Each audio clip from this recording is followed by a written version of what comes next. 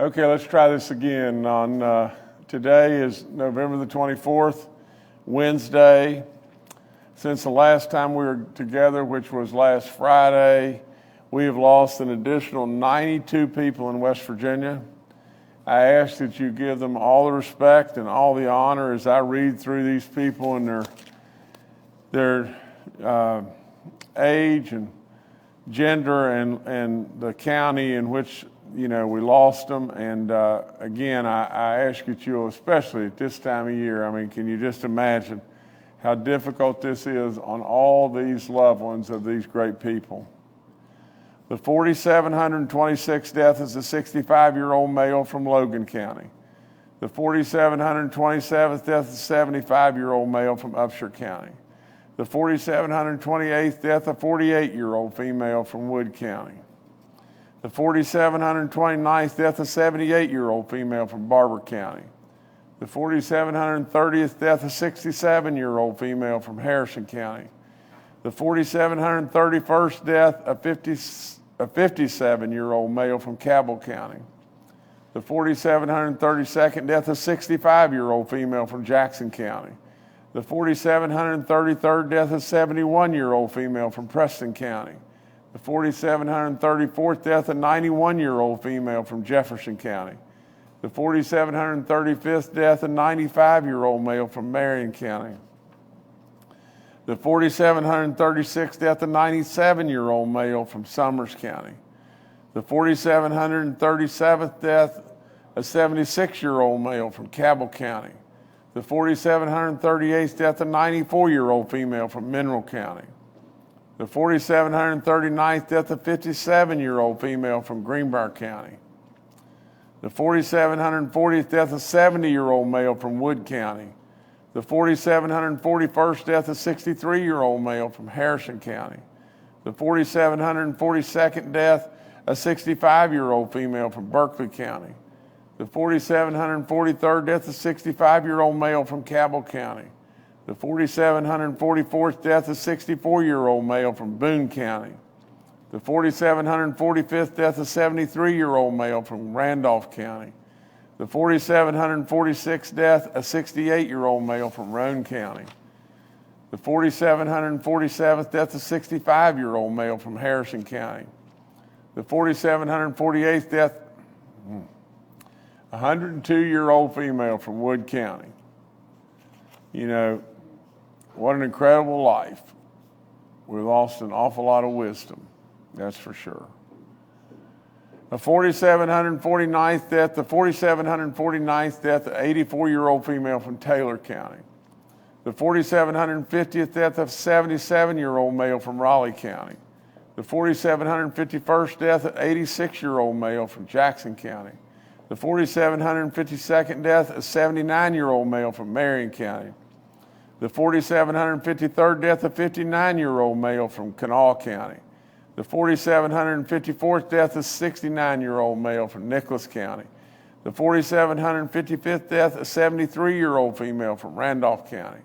The 4,756th death, a 43-year-old male or female from Harrison County. We'll do that again. The 4,756th death, a 43-year-old female from Harrison County. The 4,757th death, a 53-year-old male from Harrison County. The 4,747th death, a 47-year-old male from Logan County. The 4,759th death is a 52-year-old male from Wayne County. The 4,760th death, an 87-year-old male from Logan County. The 4,761st death, an 86-year-old female from Calhoun County. The 4,762nd death, a 99-year-old female from Tucker County. The 4,763rd death, a 79-year-old female from Fayette County. The 4,764th death, a 47-year-old female from Brooke County. The 4,765th death, a 60-year-old female from Harrison County. The 4,766th death, a 65-year-old male from Upshur County. The 4,767th death, a 60-year-old male from Nicholas County. The 4,768th death, a 73-year-old male from Marion County. The 4,769th death, a 73-year-old female from Wetzel County. The 4,770th death, an 85-year-old male from Marshall County.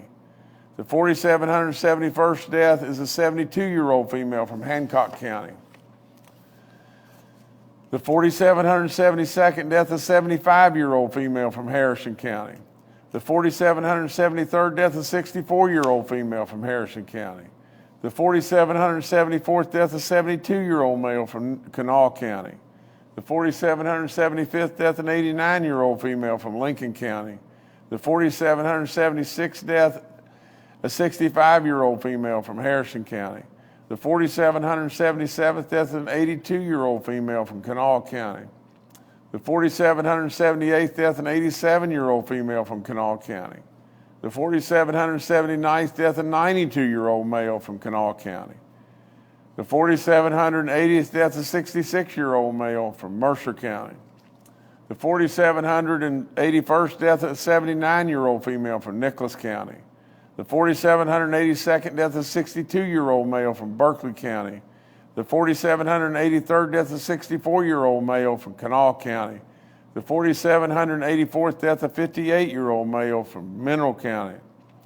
The 4,785th death, a 68-year-old male from Pocahontas County. The 4,786th death, a 78-year-old female from Braxton County.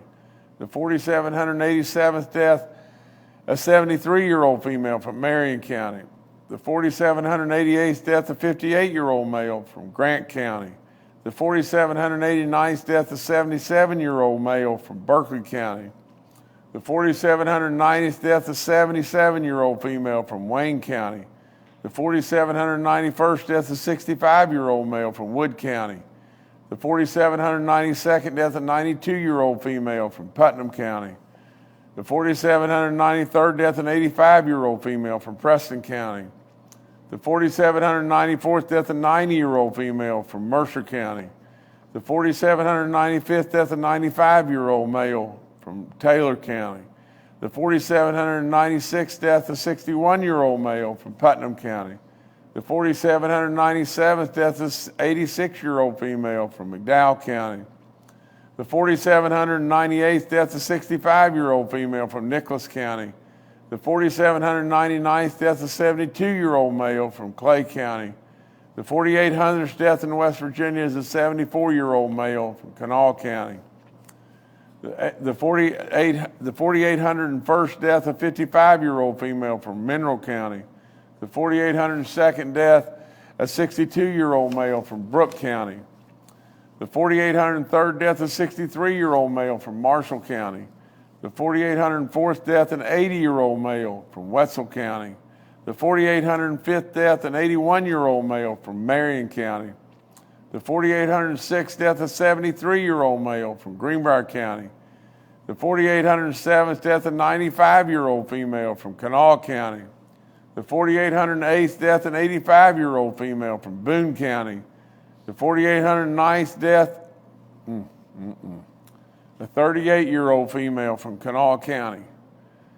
The 4,810th death, a 60-year-old male from Putnam County. The 4,811th death, a 68-year-old female from Logan County. The 4,812th death, a 95-year-old male from Jackson County. The 4,813th death, a 77-year-old female from Raleigh County. The 4,814th death, a 51-year-old male from Greenbrier County. The 4,815th death, a 49-year-old female from Wetzel County. The 4,816th death, a 72-year-old female from Greenbrier County. The 4,817th death in West Virginia is a 72-year-old male from Wood County. My.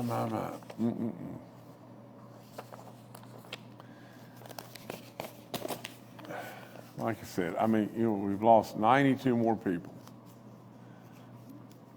The only way in the world we're going to stop this, and I know you're sick and tired of hearing me say this, the only way on this planet that we're going to stop this that we know of today is to get vaccinated. It's the only way. You surely to goodness above can't think this is tolerable. I don't know how in the world you could put up in any way with reading 92 names. Like I said before, and I happened to walk in the house, and it just so happened that CNN was on. And Kathy said, "You're on TV." And I looked, and, there it was, one of our briefings. And, and basically what it was saying was, I was saying, we're not through this. I was repeating the General Hoyer. I was also saying that there could be another surge on the way because the numbers you can make an argument that really and truly the fifth surge could very well be on the way. And I was making an argument really about how cold it was going to get and what the likelihood of even more numbers increasing. But what I said, I was trying to say that was the most profound thing that I was trying to say was just this. Surely we can't put up with this. Surely we just can't sit back and say this is going to be the new normal. The new normal is every other day, Justice is going to sit down there and read from 20 to 110 names every other day. And we're going to just sit by and say, well, that's okay. Well, it's not okay. It's really not. And we just got to do something about it. And the only thing we can do is just keep encouraging people to get vaccinated. The active cases are 6,754. The new positive cases are in the last 24 hours, I guess, are 883. The daily positivity rate is at 7.53.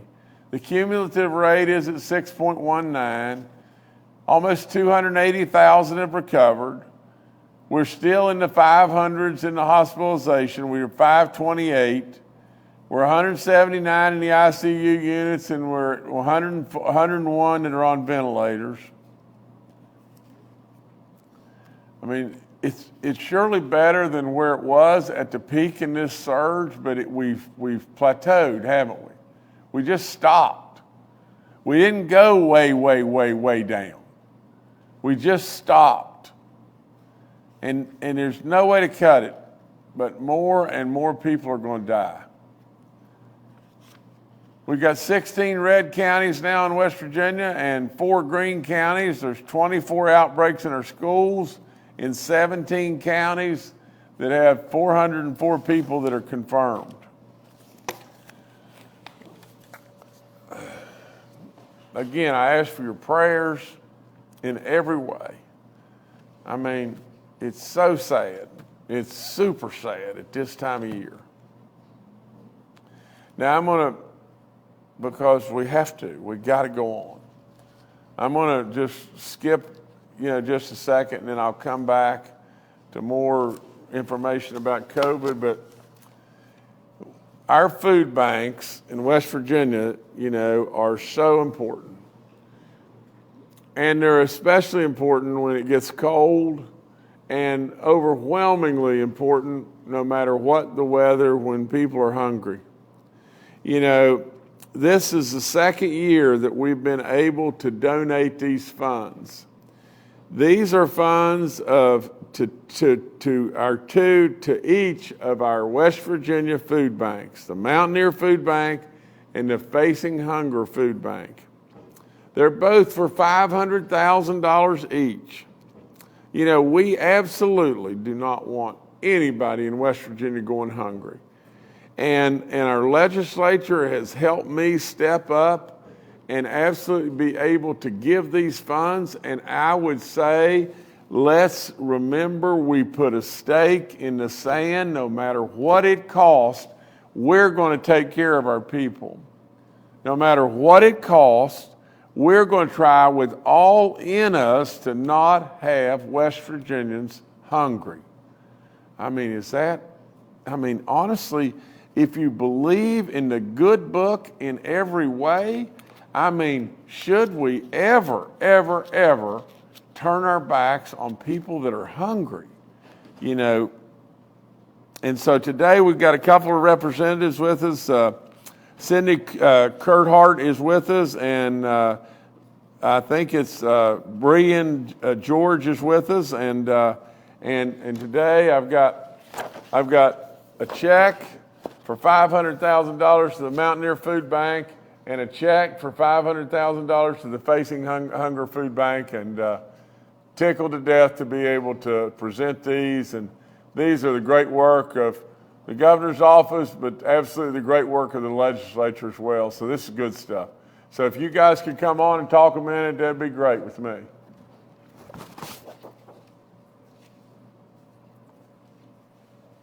Good morning, Governor Justice, and on behalf of the 130,000 West Virginians that Facing Hunger Food Bank serves, arm in arm with the team you have assembled here, General Hoyer, we've partnered to do vaccines with the department. We've partnered to make sure that benefits are available. These resources help our pantries to be able to access all available food resources. We've purchased freezers and coolers and all kinds of infrastructure to support the long-term impact of this funding. So thank you so much. It is indeed a happy Thanksgiving for this team as well as all of those that we serve, and we wish the best and the same to you.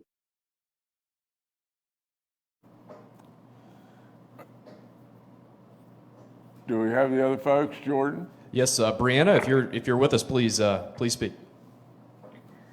Hi, yes. Thank you, Governor. And on behalf of everyone at the Mountaineer Food Bank, to you and your legislature for awarding us these funds. This funding will help provide food to support our programs and allow us to continue to provide food for those in need, especially during the holidays. So thank you again, Governor, for your continued support and helping meet the needs of those with food insecurity throughout our state. And also, we would like to extend an invite to you to visit our facility in Gassaway with your schedule permitting. Thank you. Well, Brian, I'll come. I'd be honored to come, and to you and Sydney, thank y'all so much, Cindy. But you guys are doing great work, and God's work, that's for sure. Thank you so much. Okay, if I could give you another announcement, I think you'll really enjoy seeing this. But this Friday evening, the West Virginia Public Broadcasting is going to air a documentary on communities in schools, and you know how involved our First Lady Kathy is in communities and schools, and they have done phenomenal work. And I guess a camera crew followed them around and everything, and went to the schools and went with Kathy, and they've got an incredible story to tell. It is a truly great story. And I don't say this in any way because Kathy is doing this, but, because to be perfectly honest, I've said it over and over, we just fell out of the, just luck that we picked this, because it truly, and I mean this with all my soul, we've got so many great programs in West Virginia, and I've surely not seen and been involved in every one. But I am in and out of the schools in this state all the time. I have never, ever seen anything that works like this. And the great work that Communities in Schools is doing, it's phenomenal. It is absolutely fantastic. So watch that. It's going to be on this Friday at 6:30 p.m. And again, at 8:30 p.m. You need to watch this. This is really, really neat. It'll make you feel good and everything. And so I congratulate Kathy and all those that are working, really hard, to make things better for our kids, and Communities in Schools is making an impact. So thank y'all. I've got a birthday wish today to a beautiful 95-year-old and everything, but Georgia Caratonis is on every day. She says she lives in Alma Creek, and she says that she has watched every single one of our briefings. So I'm sure that at times I've probably made you giggle, and at times I've probably made you cry, but absolutely, with all in me, I wish you the happiest birthday, and I want you around till way, way, way past we finish these briefings and everything. And again, you know, I just congratulate you on this great, great birthday, and I want you to have many, many, many more. She is fully vaccinated, and she has received her booster shot. We congratulate her on that and everything. But more than anything, God bless you in every way. And a happy, happy birthday from myself and all of us. Thank y'all so much. Thank you so much. I've got another announcement right now that today I'm honored to appoint Kathy Hess Kraus, you know, to the West Virginia, you know, House of Delegates. And she is going to fill the seat of Delegate Josh Higginbotham, you know, who resigned, and the district covers the parts, or covers parts of Jackson, Mason, and Putnam County. And Kathy, I know you'll do a great, great job. I could not be more proud. So take the reins and run with it, and we're really proud of you, girl. Thank you so much. Okay, I'm going to go back to our numbers and COVID stuff and everything. You know, I remind you over and over, if you're 65 years of age, and I mean, you do not want to play with this. That's all there is to it. It'll take your life. If you have any symptom of anything unusual that's going on, go get a test. And these antibodies, if you would happen to test positive, will save your life, and they'll do it very quickly. I remind you about wearing face coverings. If you're 65 and older, or 50 and older, and you've got health issues, and you're going into a crowd of people indoors, you probably really, really ought to think really hard about wearing a mask. The FDA has approved all boosters to all Americans, 18 and above. You know, I don't know why they were dragging around about this, but finally they did it. And maybe we contributed toward that a little bit, because we were telling people, go get their test and everything, or go get their booster shot. And you really, really, really need to have a run on the bank to do that. Because the bottom line, the whole thing, Dr. Marsh could not have said it any better. If you're 6 months out from your booster of Pfizer or Moderna, you don't have any immunities now, or very, very, very low. And if you're 2 months out on J&J, you're in the same boat. Now, it's going to get colder. You don't have any immunities. The Delta variant absolutely is multiples of times more infectious. What do you think the chances are? What do you think the chances of your decision to get fully vaccinated, and now, for whatever the reason may be hesitant or be just lagging about getting your booster shot? You can't do that. You just can't do that. You have got to put a run on the bank and absolutely get those booster shots. I asked for people to help me with the young kids over and over, whether it be parents or grandparents, help me there. All the information's up on our vaccine info line. You know, we've started and we're underway with the round 3, do it for baby dogs, sweepstakes and everything with our younger people from 5 to 18 years of age, you know, that have received 1 shot and everything, and children from 5 to 17 must have parental consent to do so and everything. But, you know, we absolutely are trying to incentivize those children and those parents, grandparents, whatever, to be able to make that really happen. You know, we're giving away 25 each week, 25 $10,000 education savings funds. We're giving away 100 each week, lifetime hunting and fishing license, and we're going to have some grand prizes beyond that.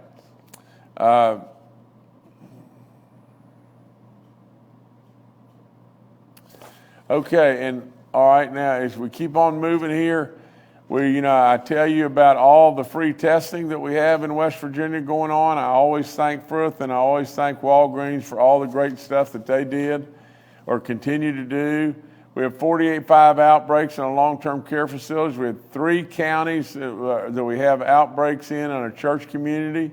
We have 22 cases in our church community, but we have 3 outbreaks, and those are in the counties of Mineral, Nicholas, and Webster counties. Corrections is still continuing to do fabulous work. We have 63 inmates and 12 staff cases right now.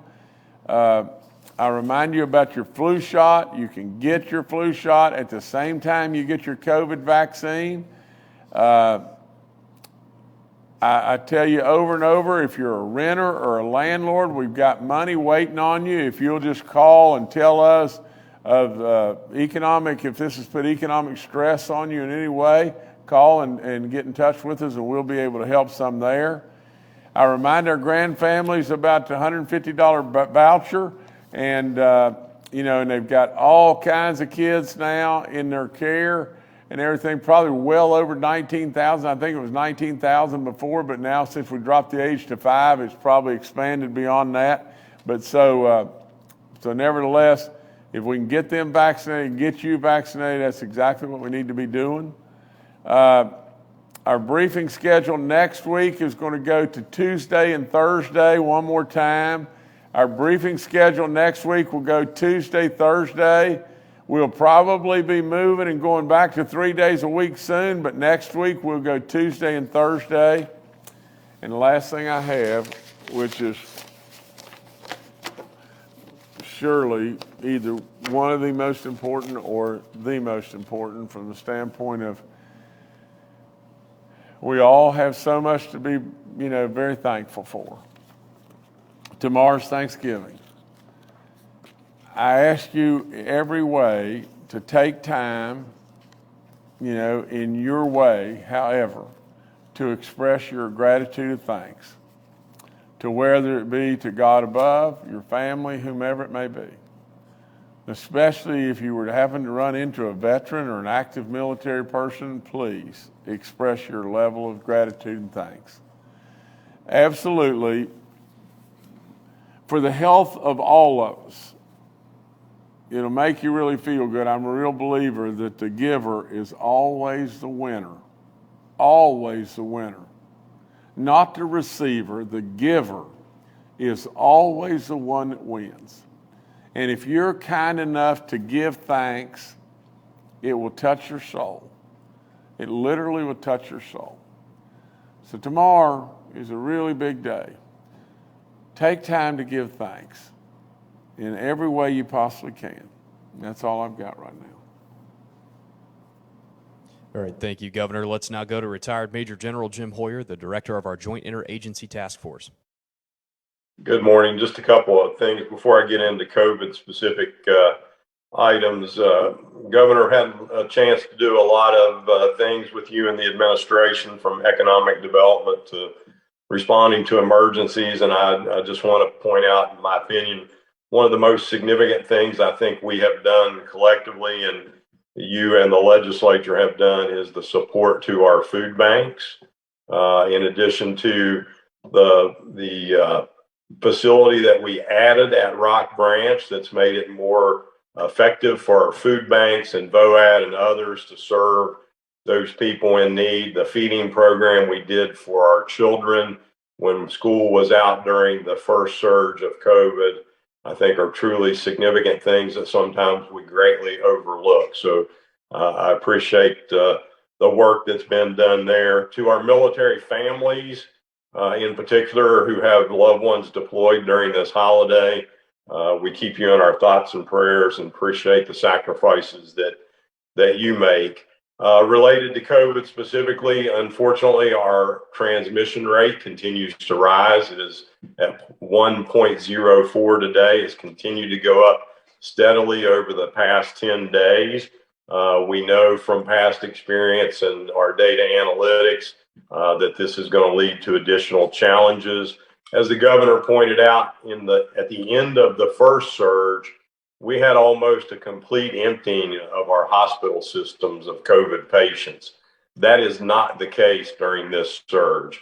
We still have over 500, and a much greater percentage of those individuals are in the ICU and on ventilators. So when you combine that with the increased transmission rate, us going into the holiday season, us going into winter weather, and not having that complete emptying of the hospital systems, West Virginia, we are going to face a significant challenge during the holiday season and after that in the first couple months of January, based on the data that we see. And as the governor points out, the most effective way that we have to address that is to get vaccinated, and those who have been vaccinated to get a booster dose. While we know there are additional therapeutics coming out, there is a series of processes that individuals will need to go through to get those therapeutics so they don't become as effective as the vaccine, although we hope they will help us to some degree. So again, it's very important to get vaccination. And again, I go reinforce Governor's point. If we had this many people dying every day from a mine accident or disaster, or a series of highway accidents every day, or a series of fires occurring every day, we would be making monumental efforts to go forward to reduce that immediately. The only ability that we have right now to address the vaccination, to address the losses that we face from COVID, is vaccinations and boosters. So West Virginia, please take heart to that and go address this immediately. Thank you. Thank you, sir. Secretary Bill Crouch and Dr. Ayn Amjad are also joining us today and are available for questions. Dr. Clay Marsh, our coronavirus czar, had a prior engagement and will rejoin us next week. We'll now go to questions from members of the media. The first today from Stephen Adams with Ogden Newspapers. Yeah, Stephen Adams with Ogden Newspapers here. And I don't mean to burst any bubbles, but you're all talking about the death numbers and where we're at right now and trying to raise the alarm bells. Well, we're almost a year into having the vaccine available since last December. We're 3 months away from the 2-year anniversary of being in a continual state of emergency for this. I checked the YouTube stats a moment ago. There were 406 people that were watching at one point. That's 0.02% of the state population. To pull away the curtain for a moment, there's 3 reporters on this briefing today, and it is, of course, the day before Thanksgiving. But still, it seems people have, despite your pleas and despite the numbers and despite the real issues, people have moved on. We might just be maybe by the end of the year getting those therapeutics you talk about, the Pfizer antiviral pill for one, which has a high effective rate. People are crying to high heaven for the FDA to start pushing out antigen tests and make those available over the counter in pharmacies, because if there's really no point in having an antiviral pill if you can't detect the virus quickly enough for that pill to do what it's supposed to do, which is, if you detect, the issues within 3 days, it's supposed to protect you from hospitalization and death. Do we need to pivot and try something else, try different messaging, try different tactics, focus on other issues, such as maybe focusing on resources for hospitals more? Because, looking at the 7-day average for vaccine numbers, it's pretty much stayed between 5,000 and 6,000 now for the last several days, and that doesn't look like that's changing anytime soon. In the younger populations, well, the fully vaccinated rate for people age 40 and down is just abysmal and doesn't look like it's picking up soon. So other than doing what we've now done on these briefings nearly every day, which is very repetitive, is there something else? And this is for anyone who wants to answer it. How do we pivot to try to do something different that has more of a potential to get more people vaccinated and take this more seriously? Thank you. Well, Stephen, let me answer it. anyone is, I welcome anyone to jump in and have it, that would have another thought. But Stephen, while the viewership has surely dropped off, and from time to time, and it is the day before Thanksgiving, we could be missing some people there, but nevertheless, while the viewership's dropped off, at least our word continues to echo out through the media channels and everywhere if we come and we talk.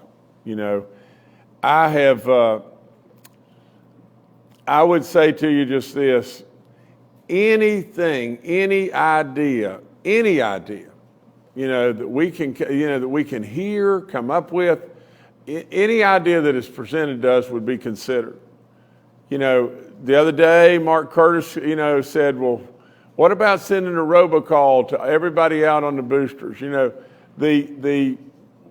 Through all this, how many times have we pivoted and we've gone and we've looked at all kinds of new ways? But the net, Stephen, of the whole thing is just this. Now, let's just be really fair.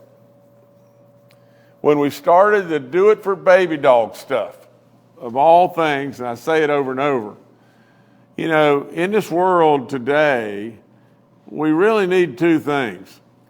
We need to be able to smile and go forward because God has given you that. And the other thing that I believe with all in me is we need to understand we have got to reach out and love one another, period. That's all there is to it. And I've said over and over and over, if you'll just look at baby dog, her face, it'll make you smile. And she loves everybody. There's different marketing tools and everything. There's lots and lots of stuff in the tool shed. But really and truly, through that, from the very beginning of that till now, we are probably approaching, I don't know exactly the number, but I would bet that we are approaching 300,000 people that we've touched in West Virginia, somewhere close to probably 17% of the whole population that we have touched that have been vaccinated with at least one shot since we started. Now, from the other standpoint, Stephen, I don't know. I don't know what else to do. I am trying every single thing within me, everything. I'm out on the road. I'm going in front of all kinds of people. I absolutely am at school after school after school and encouraging, and we're winning. We're winning people over. That's all there is to it. 300,000. How many of them have we saved their life? And you mentioned, well, should we pivot and should we do something? I don't think we need to not always look at pivoting. We should always be fluid in what we do. But in all that, we don't want to drop the ball anywhere. We have surely, to God above, not dropped the ball with our hospitals. We have supported our hospitals beyond belief. And our hospitals are in so much better shape today than they were not many days ago. Now, with all of that, we continue to support our hospitals. We continue to support each and every one. And Stephen, I don't know what else to do other than come in front of you over and over, or go across this state, or absolutely use tools like robocalls or whatever the idea may be. All the broadcasters have been tremendous, to step up, and in being in the schools over and over and over, we're getting more. We're getting more. We're getting more. I wish to goodness that we could stop having to come in here and read 92 great West Virginians. It is absolutely terrible. It is terrible. But Stephen, we've won 300,000 people over.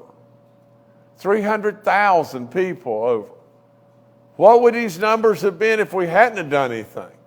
What would the numbers have really truly been if what we'd have said was, well, let's just wait to see what happens, And let's staff up and really help our hospitals, because we're going to have an avalanche of people coming.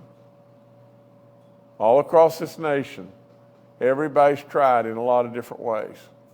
Stephen, I love you with all my soul, and you're a good, good man, and you're always fair, and that's what I absolutely love to death.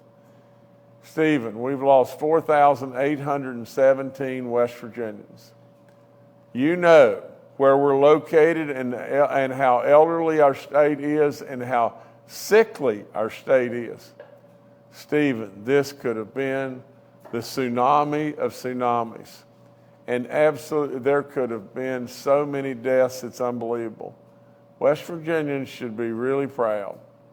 And if there's any other idea that you may have, or whomever out there is listening may have, please just tell us. We'll try any and everything we possibly can to get more people across the finish line. We're hopeful, we're really hopeful that there's going to be a magical pill come along, and I've said it over and over, that all the vaccinations are doing is giving us time so the scientists and the doctors and the really smart people can figure it out.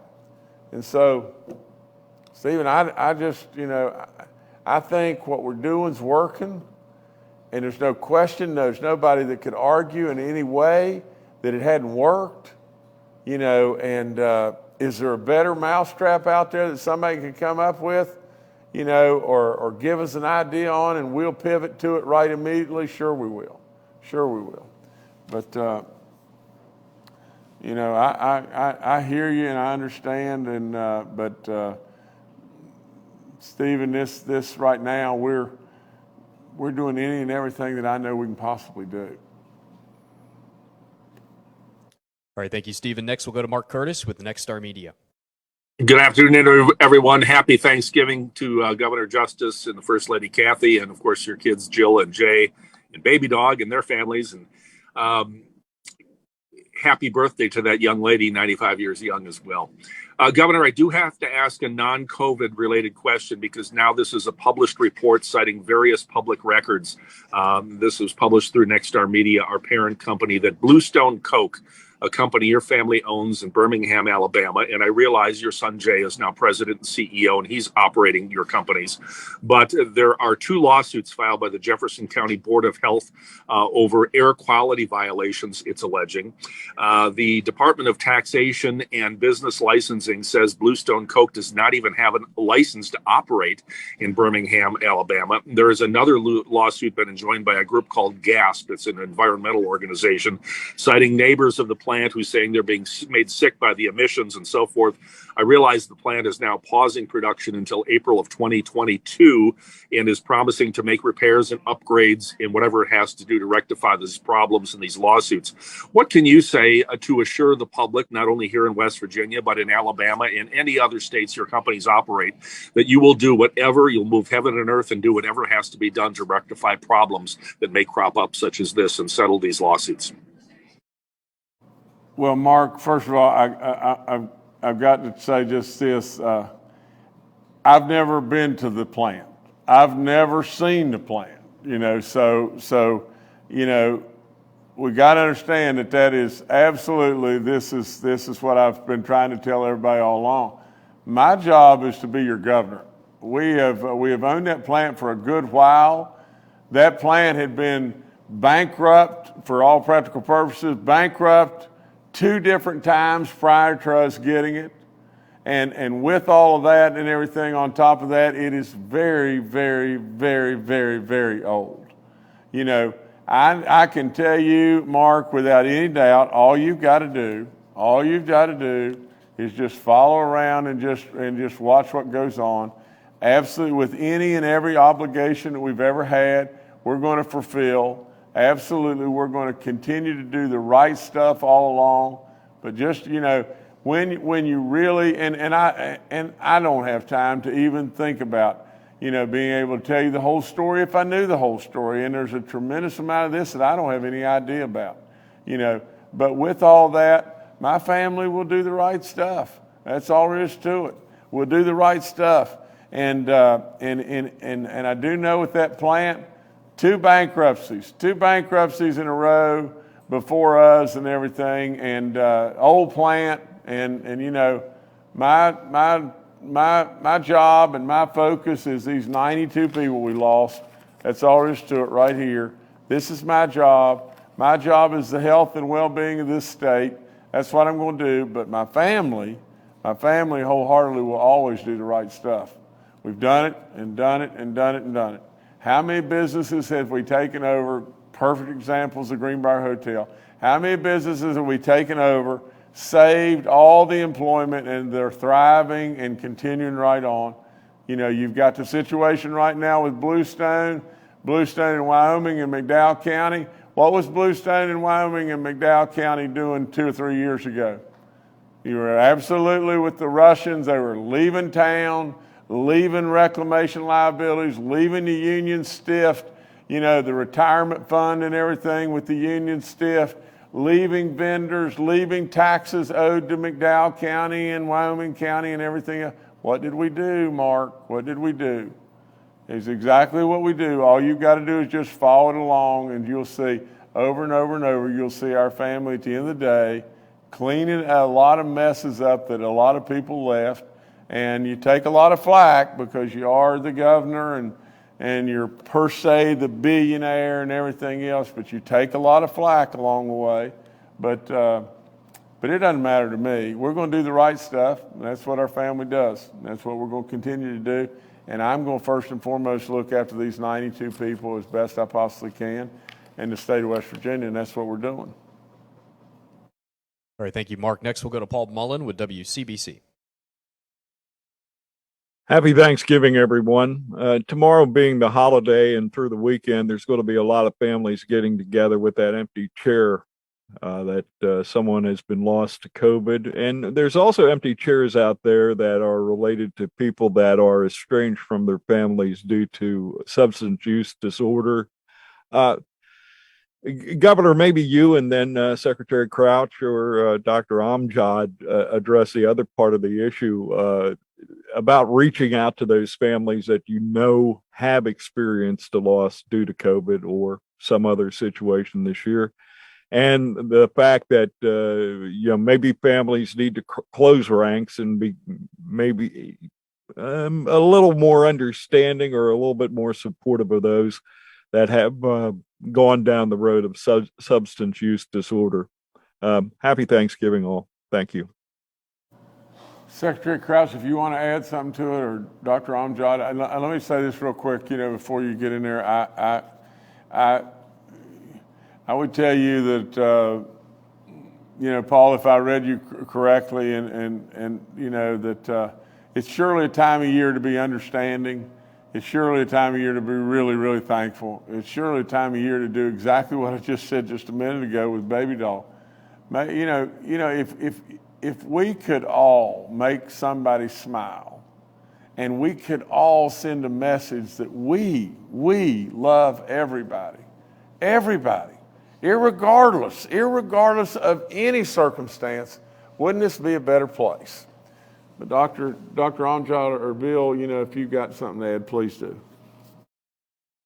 Yes, Governor, thank you. And thank you, Paul. And thank you for remembering those folks. We've talked a lot about the SUD numbers and our overdose numbers going up after going down for a couple of years. This pandemic has just been brutal on everyone, but that particular population is still struggling.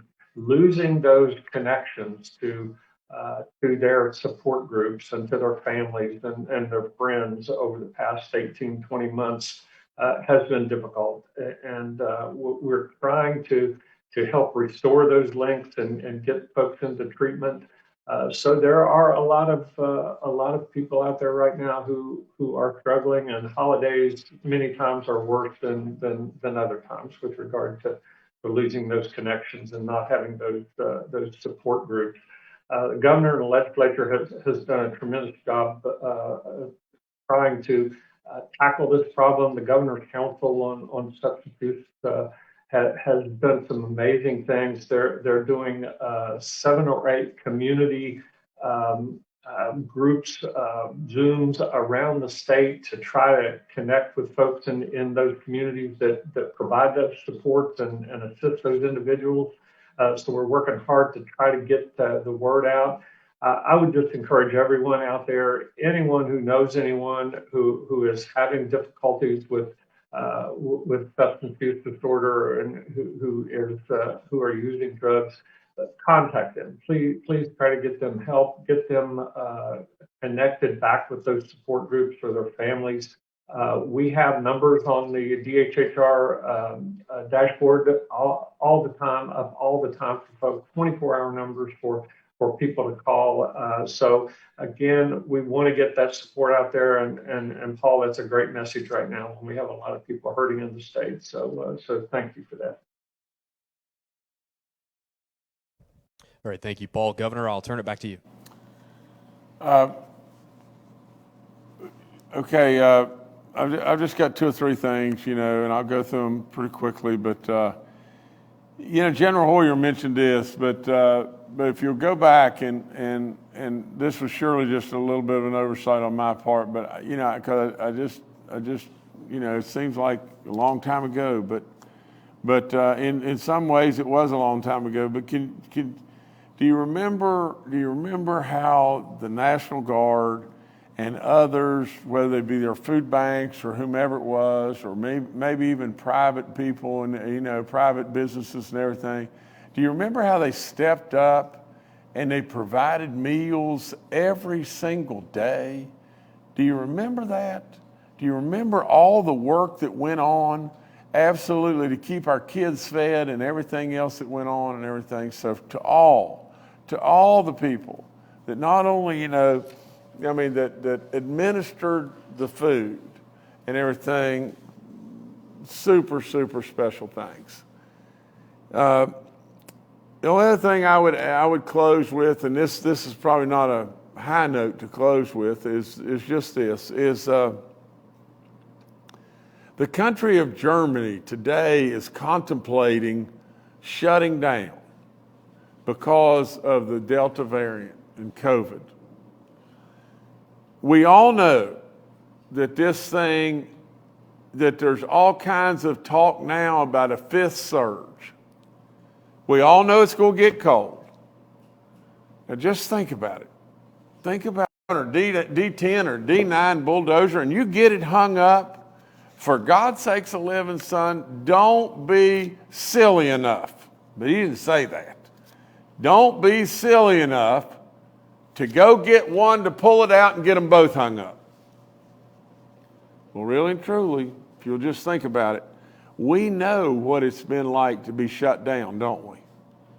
And we know what it's been like to not have any vaccine and really be running through the streets and worried to death about what am I going to do? Am I going to make it long enough to get the vaccine? And then we did. Then we got the vaccine. And now we know what it's like to be able to go to football games and be able to enjoy this incredible fall season that we've had. We know what all that's like, don't we? But we also know what it was like when we had the bulldozer hung up. We know what it was like a year ago when stuff was shut down. We know what it was like with the bulldozer hung up. Now, for God's sakes a living, West Virginia, don't go get the second bulldozer and get it hung up too. There's a great message if you'll think about it. When it really boils right down to it, we've got an opportunity to stop this thing right now. Or we've got an opportunity to look back and have both bulldozers hung up. It's your choice. I love you with all my soul.